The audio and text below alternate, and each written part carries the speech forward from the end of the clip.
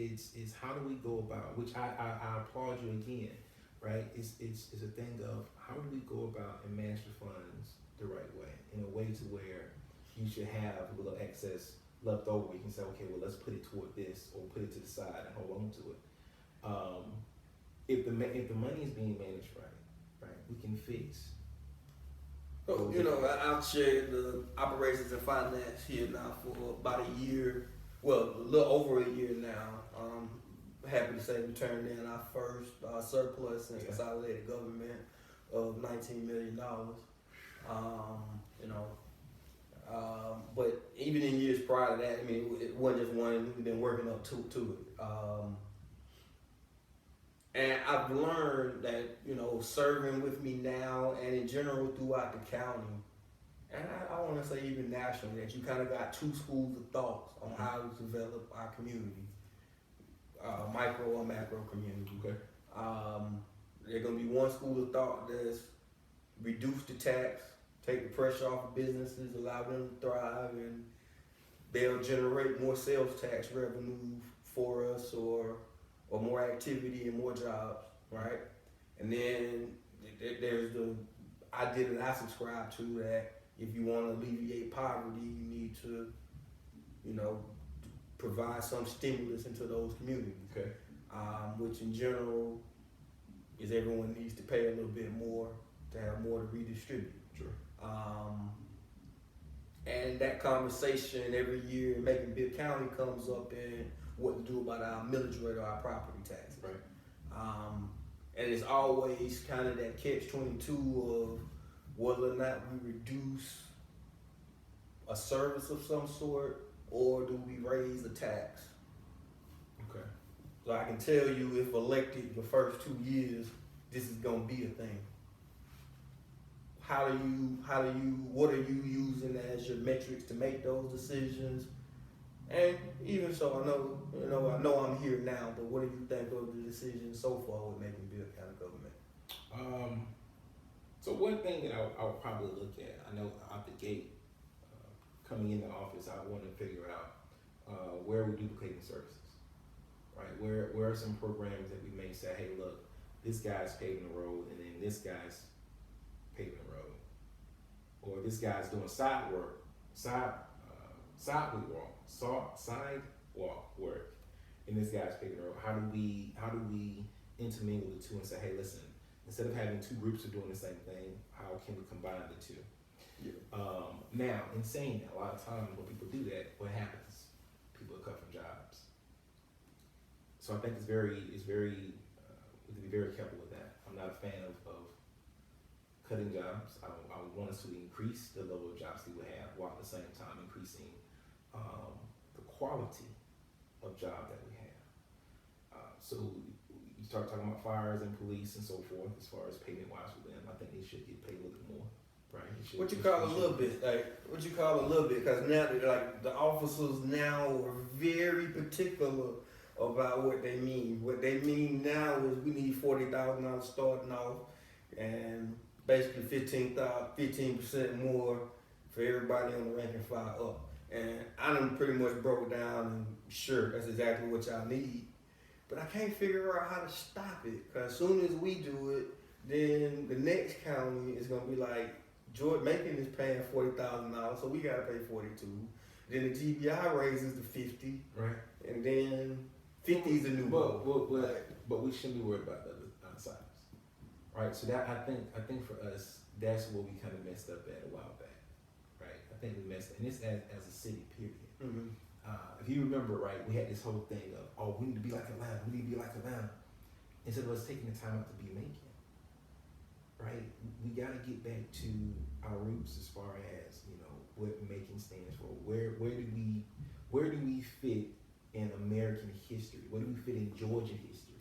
I get that, but when I get to so kind of the situation on the ground is everyone said that we're short officers, we're short men on the ground. We are, and the major reason we are is because folks is leaving about money, right? And they're making no bones about it. I think one guy went on the news and was like, right now, I'm your best investigator, but I can drive trucks and make more money than this. with less hassle. So I'm going to drive trucks. And you got the G, like I said, you got GBI. I think one of them, for some of them, depending on where they are, like if you are a lieutenant here, that the school board will pay you just about the same amount to go be like the middle school resource officer. Yeah. Which, you know, if your job was I had the lieutenant at night on the east side, so resource officer at Sonny Carter is just like, it's how do I compete with that other than money? Like, so you compete with it in two different ways, right? So you have one way where you deal with the financial part of it, right? The finance part of it. But the finance part of it deals with your take-home salary. It deals with your benefits, health benefits. It deals with time off. The other part of that is dealing with management, okay? Nothing against any officers by no means, but management. If you come into let me tell you what's crazy about this before I go into this statement. You would have, in the military, privates, right? I wonder how much of that got missed. That's all good. You would have in the military, right? Privates will make low income, right? Low amount of money. Their checks come on the 1st of 15. They eat 3 meals a day. They got a cot to sleep on. We would go in the rain. We would march in the rain for miles. We would basically sleep in the dirt, whatever it may be. And the question is always get asked, think about that, right? Think about it for a second. We are paying our soldiers little to nothing at that rate, right? But why? They believe in the goal and the mission. They believe in the goal and the mission. Mm-hmm. They have bought in to the goal and the mission. Yeah. Right? Macon needs to get, that's why I say go to the root. Macon needs to get back into buying in. We need to get citizens to buy in to the vision of Macon. Yeah. And I know that sounds crazy, but from a mental that's a basic deal. That's a basic deal. And that's kind of that's one of the things, love Mary get to death, but the biggest agitations at this point is that, we don't do any, there are no staff meetings or team meetings or articulation of where he's driving the boat. We just know that he's the driver at this point, and we pray that we get to Disney World. Right. but we're not even sure if he has any plans of going to Florida. Right. Because we're not having that conversation.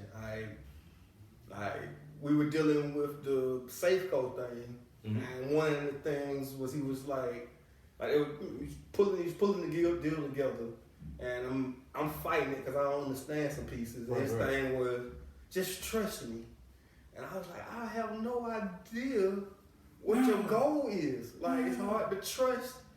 We're not on the same page anymore. I know that I'm trying to make money and keep people from yelling. Right? Not even in that order.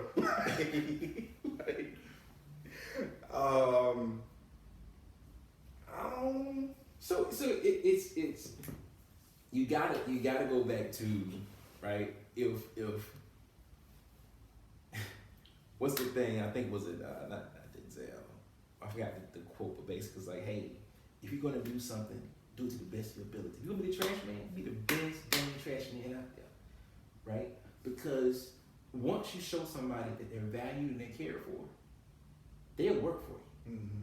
It will work for you. And it's not even, what's crazy? I always tell my soldiers, when I have soldiers call me all the time or email me, hey, I'm coming to your unit. I look forward to working for you.